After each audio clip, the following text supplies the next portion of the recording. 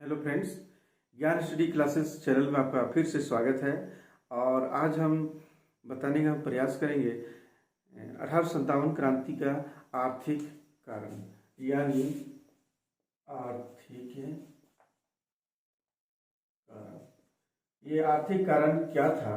क्योंकि ये अंग्रेजों की जो आर्थिक नीतियां जो थी वह भारतीय व्यापार और उद्योगों के विरुद्ध थी। यह ईस्ट इंडिया कंपनी जो है जो राजनीतिक शक्ति के प्रयोग से जो है वो भारतीय हस्तशिल्प और व्यापार को जो है सर्वनाश कर दिया था, और इसे केवल जो है अंग्रेजी शोषण प्रणाली के परिशिष्ट के रूप में ही जो है जीवित रहने छोड़ दिया था, या ऐसी व्यवस्था कर दी थी। तो आइए हम लोग जानते हैं कि 1857 की क्रांति में जो आर्थिक व्यवस्था थी वह आर्थिक व्यवस्था में कैसे हुई थी। क्योंकि हम देखते हैं कि जब बंगाल में यानी प्लासी की लड़ाई जब होती है, यानी प्लासी की युद्ध 1757 ईस्वी में होती है, तो जब सिराजुद्दौला की जब पराजित हो जाते हैं तो हमारा मीर जाफर बनते हैं, और मीर जाफर बनने के बाद जो है इसके बाद मीर कासिम बनते हैं। तो मीर कासिम के समय में ही जो है यानी अंग्रेजों को जो है यानी मिदनापुर, चटगांव, बर्धमान दे दी जाती है। अंग्रेजों को जो है दे दी गई। इसी प्रकार जो है हम देखते हैं बक्सर के युद्ध में, यानी बक्सर का युद्ध 1764 ईस्वी में। लेकिन इसी समय जो है इलाहाबाद की संधि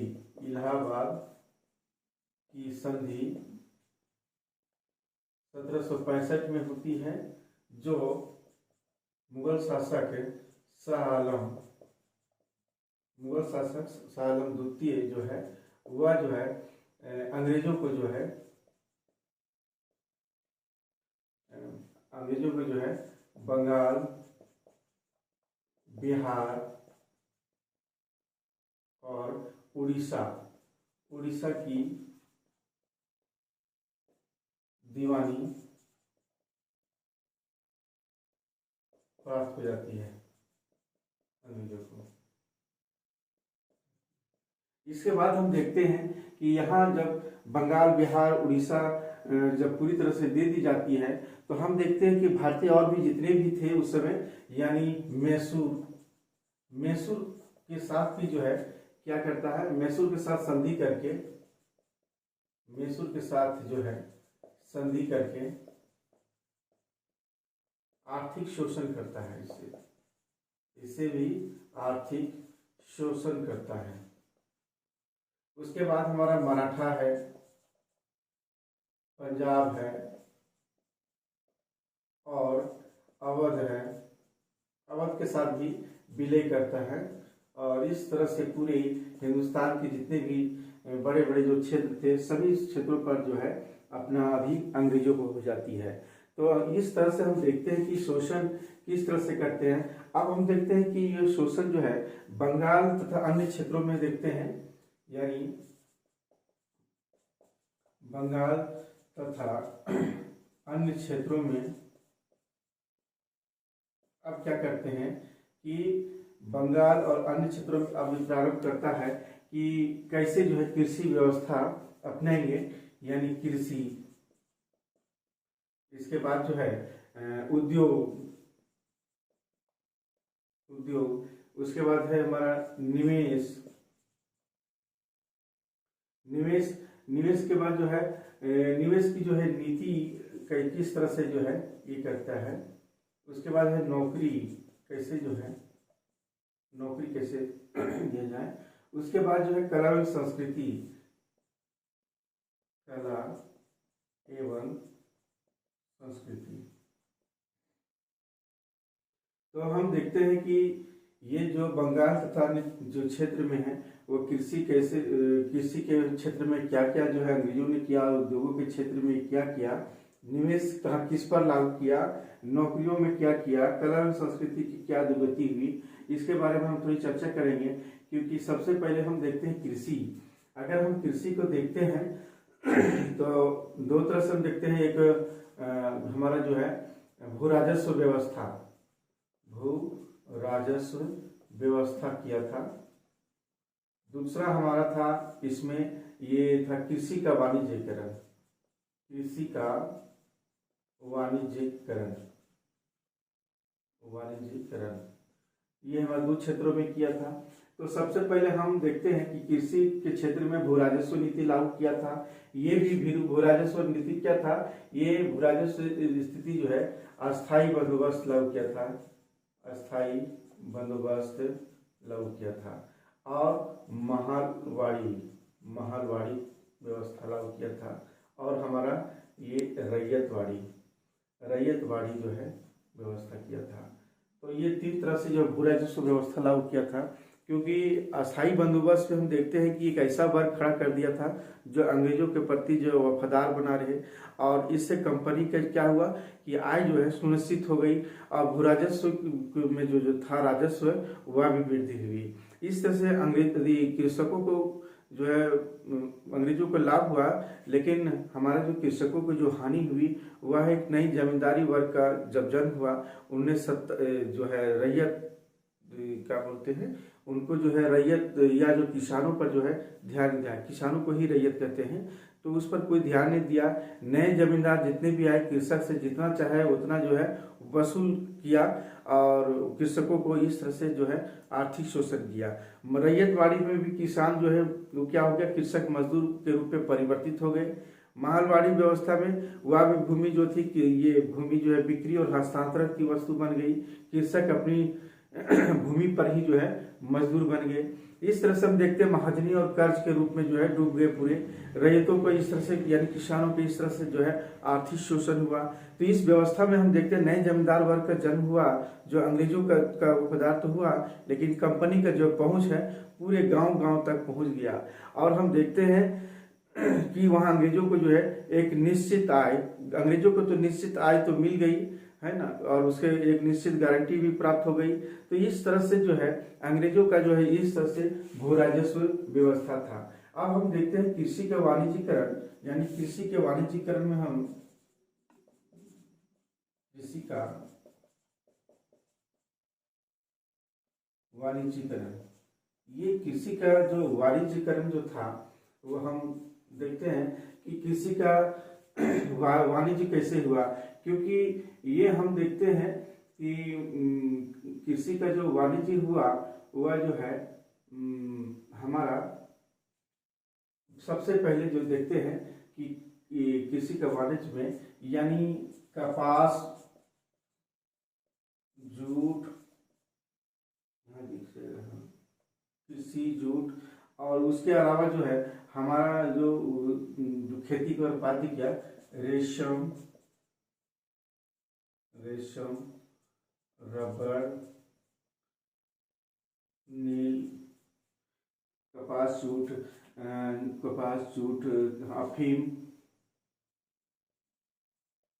अफीम, अफीम के बाद जो है हम और देखते हैं कि जूट, चाय, यानी इत्यादि, इन पर जो है फसल उपजाने का पूरा प्रयास किया। तो इस समय एक लागू किया गया था ददनी प्रथा, ध्यान दें, ददनी प्रथा। अग्रिम राशि दी जाती थी जिसको पेशगी बोलते हैं, अग्रिम राशि यानी पेशगी। ददनी प्रथा चला था, चला था 3 कठिया पद्धति, 3 कठिया पद्धति। ये भी 1/3 भाग में जो है कृषि करना, यानी ये कपास, जूट, रेशम का जो है ये सब जितने भी हैं नकदी फसलों को जो है इस पर 1/3 भाग पर जो है खेती करना आवश्यक कर दिया था। और ददनी प्रथा यानी पेशगी होती है, जो अग्रिम राशि है ये दे दी जाती थी, और इस तरह से जो है यह कृषि का वाणिज्यीकरण करने लगा। तो धीरे धीरे जो है इन लोगों को जो है गरीबी और भुखमरी से में परिवर्तन हुआ। कैसे क्योंकि ये अपने यहाँ जो अनाज उत्पादन तो पर्याप्त होता ही नहीं था, और इन फसलों को उपजा करके और अंग्रेजों को दे देना और टैक्स भी अधिक वसूल करना, तो इस तरह से हम देखते हैं कि लोग धीरे धीरे जो है कृषि से अलग हटते गए। तो हम देखते हैं कि ये वहाँ पर जो है गरीबी,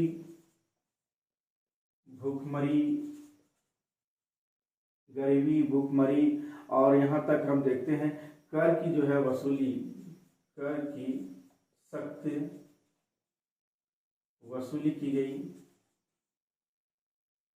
यानी गरीबी, भुखमरी और परिवर्तन होते गए, क्योंकि कर की सख्त वसूली की गई और अपने यहाँ जो अनाज जो होती थी वह पर्याप्त रूप से नहीं हो पाने लगी, तो ये लोग कृषि से जो है हटने लगे। तो यही हुआ कि इसका परिणाम यही हुआ कि ये लोग जो है कृषि का पतन, यानी कृषि का पतन होना प्रारंभ हो गया। और हम देखते हैं कि बेरोजगारी बढ़ी, यानी बेरोजगारी इसके साथ साथ जो है धीरे धीरे जो है ये मजदूर बन गए। किसान क्या बन गए? मजदूर बन गए। इस तरह से देखते हैं, यानी कृषि के वाणिज्यीकरण, यानी कपास, जूट, ये सब का जो है रपट, चाय, सब का जितने भी थे इस पर जो है खेती किया गया। और धीरे धीरे जो है पर्याप्त रूप से नहीं हो पाने लगा, तो लोगों को गरीबी, भुखमरी हो गई और टैक्स भी इतनी सख्ती से वसूली करने लगे। तो परिणाम हुआ कि कृषि कार्य छोड़ दिया और कृषि का पतन हुआ। और कृषि का पतन जब हुआ तो वह जो है वह बेरोजगारी बढ़ी और मजदूर बन गए। तो इस तरह से हम देखते हैं कि कृषि का वाणिज्यीकरण हुआ था। अब हम लोग देखते हैं कि उद्योग के बारे में, कि उद्योग क्या था। कि उद्योग में क्या था कि ये भी जितने भी सारा जो था कच्चे माल, वह भी कच्चे माल जो है, कच्चे माल का निर्यात था। दूसरा हमारा था तैयार माल का आयात, तैयार माल का आयात। और तीसरा हमारा था भारतीय उद्योगों का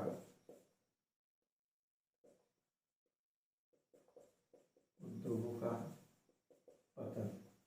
यानी हमारा अंग्रेजों की ऐसी नीतियां थी, कच्चे माल का यहाँ से जितने भी थे या निर्यात की गई, तैयार माल का जो है जितने भी थे वहाँ से, जब इंग्लैंड में जब औद्योगिकरण हुई थी तो वहाँ से जितने भी बड़े बड़े मशीनों में जो है जो वस्तुएं बनती थी वह तैयार माल को जो है आयात करते थे भारत। यहाँ तक कि नहीं कि विश्व की अर्थव्यवस्था में भी देखते हैं कि विश्व में भी वहाँ पर भी जो है तैयार माल को जो है विभिन्न बाजारों में ले जाया जाता था। तो कि हम देखते हैं कि ये भारत के कच्चे माल के तो निर्यात था ही, तैयार माल जो है जितना आयात होने लगा, लेकिन भारत के उद्योगों का पतन हुआ। वो भारत के उद्योगों का पतन कैसे हुआ? क्योंकि ये ब्रिटेन की जो वस्तु थी, यानी हमारा जो है ब्रिटेन की वस्तुएं सस्ती, यानी उस पर 2.5 ये से लेकर 3.5% तक जो है ये टैक्स लगता था। लेकिन हमारा जो भारतीय था, यानी भारतीय वस्तुओं पर अत्यधिक टैक्स लागू करता था। यानी हम अगर देखते हैं कि 15% से लेकर 50% तक जो है ये बढ़ा दिया गया था ये हमारा टैक्स। लेकिन हम देखते हैं कि भारत की जितने भी वस्तुएं हैं, जैसे हमारा मलमल के जो कपड़े आते थे वह 27% पर करते थे। उसी तरह जो है सूती कपड़ा, सूती वस्त्र, ये भी जो है हमारा जो था वह हमारा जो है 71%। उसके अलावा जो है रेशमी वस्त्र है 90% या टैक्स जो है लागू करते हैं। यानी ब्रिटेन की वस्तुएं की सस्ती होती थी और भारतीय वस्तु पर अधिक टैक्स लागू कर दिया जाता था, जिसके कारण से भारत का उद्योगों का पतन होना स्वाभाविक हो गया। तो हम देखते हैं कि यह ब्रिटेन का सामान सस्ता और ब्रिटेन के तैयार माल भारतीय बाजारों में क्या हुआ, भारतीय बाजार उससे पूरी तरह से भर दिया गया। और इस तरह से जब ब्रिटेन के प्रति वस्तु पर कम कर लगाया गया, इस तरह से जो है हमारा उद्योगों का जो है पतन होना स्वाभाविक हो गया। इसके बाद हम देखते हैं कि निवेश की स्थिति, निवेश के क्षेत्र में, क्योंकि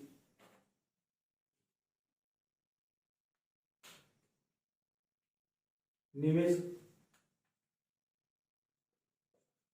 के क्षेत्र में, क्योंकि निवेश की जो नीति थी वो क्या थी, निवेश की नीति। तो ये सबसे पहले हम देखते हैं कि इन्होंने क्या किया था। सबसे पहले जो है रेलवे में निवेश किया, जो 5% की लाभ की गारंटी पर करते थे।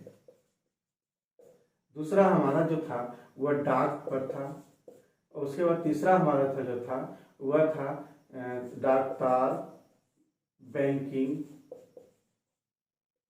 और बीमा के क्षेत्र में, यानी बीमा के क्षेत्र में। तो निवेश यहाँ किया जो उसकी फायदे था, यानी अंग्रेजों की जो अपनी नीतियां थी निवेश की, इन क्षेत्रों में जो है निवेश किया और उन्हें काफी जो है लाभ हुआ। उसी प्रकार हम देखते हैं कि हमारा जो है वह है नौकरियों के क्षेत्र में। नौकरी के क्षेत्र में, ये भी नौकरी के क्षेत्र में क्या था, वेतन में भेदभाव करते थे। यानी अंग्रेजों की जो और हमारा भारतीय जो थे वो दोनों के बीच में जो है वह भेदभाव, यानी हमारा जो है वेतन में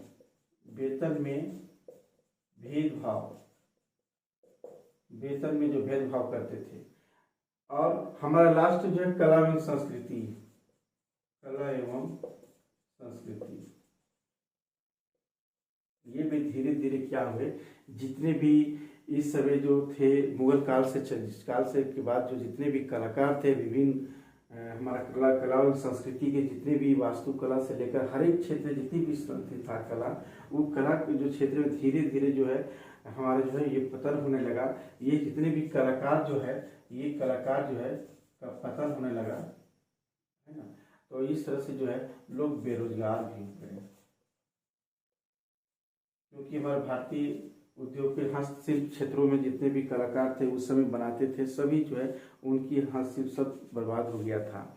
तो इस तरह से हम देखते हैं कि हमारा जो है 1857 की आर्थिक कारण में सबसे पहले जो है हमारा बंगाल अन्य क्षेत्र में कृषि उद्योग और निवेश की स्थिति, नौकरी, कला, संस्कृति, यानी कृषि के क्षेत्र में भू राजस्व व्यवस्था लागू किया। कृषि का वाणिज्यीकरण हुआ, यानी कृषि के वाणिज्यीकरण के बाद हम देखते हैं उद्योग का ख्याल हुआ। निवेश किस किस क्षेत्रों पे किया, नौकरियों में किस तरह से वेतन में भेदभाव किया जाने लगा हर एक क्षेत्रों में। कला एवं संस्कृति के जितने भी कलाकार उस समय के थे धीरे धीरे जो उन्मुख जो है बेरोजगार हो गए। यानी भारत पर जो ब्रिटिश सत्ता की स्थापना के साथ ही हम देखते हैं वह धन निष्कासन की प्रक्रिया शुरू हो गई, जो विद्रोह के समय तक जो है अनवरत जो है जारी रही। यानी भारत के विभिन्न क्षेत्रों में विभिन्न भू राजस्व व्यवस्थाएं लागू की, जिसका एकमात्र उद्देश्य यही था जो अधिकतम राजस्व की वसूली था। यानी औपनिवेशिक अर्थव्यवस्था के दबाव में देखते हैं वो भारतीय जो थे कृषि का वाणिज्यीकरण तो हुआ, लेकिन उसका फायदा ब्रिटिश उपनिवेशकों को मिला, ना कि भारतीय उत्पादकों और किसानों को मिला, सिर्फ जो है अंग्रेजों को मिला, यानी ब्रिटिश को मिला। हम देखते हैं कि ब्रिटिश सत्ता ने जो है भारत को भी औद्योगिकरण के जो है दौर से गुजरने पर मजबूर कर दिया। यहाँ तक कि इससे जहाँ एक और कारीगर जितने भी थे, दस्तकार थे, शिल्पी थे, वो बेरोजगार हो गए। और वहीं दूसरी तरफ हम देखते हैं कि अर्थव्यवस्था की जो विकास की गति जो थी वो रुक गई, थम गई। नकदी हम देखते हैं कि नकदी फसलों को जो हमारा उत्पादन है, नकदी फसलों के उत्पादन के कारण खाद्यान्न की फसलों का उत्पादन जो है ठप हो गया। यानी हमारा जो खाने वाला जो था वो फसलों का उत्पादन बाधित हुआ और इन पर जो है जबरदस्त जो है बाधित किया गया, जो ददरी प्रथा और तिनकठिया पद्धति के अनुसार था। तो इस तरह से हम देखते हैं कि जमींदारी जो बंदोबस्त था वो वाले जितने भी क्षेत्र थे, जमींदारों को तो भू राजस्व को स्वामित्व तो दे दिया, लेकिन किसानों के हितों की कोई ध्यान देने वाला नहीं था। यानी किसानों को जो है पूरी तरह नजरअंदाज कर दिया गया। इस तरह से ब्रिटिश जो है आर्थिक नीतियों के कारण जो है भारतीय अर्थव्यवस्था जो औपनिवेशिक अर्थव्यवस्था का एक मॉडल मात्र बनकर रह गई। और इस तरह से 1857 की क्रांति के देखते हैं यह आर्थिक कारण में उनमें से एक था। इसी के तरह से हम देखते हैं कि अगला जो है हम बताने का प्रयास करेंगे कि सामाजिक और धार्मिक और सैनिक कारण क्या था।